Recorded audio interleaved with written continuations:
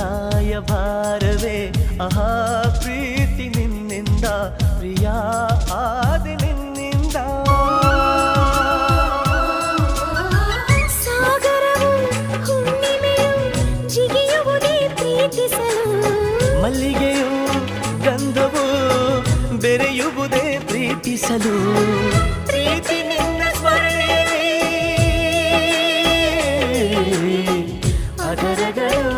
ಅರಳುವುದು ಚುಂಬಿಸುತ್ತ ಪ್ರೀತಿಸಲು ಪ್ರೀತಿ ನೀನಿಲ್ಲದೆ ನಾನು ಹೇಗಿರಲಿ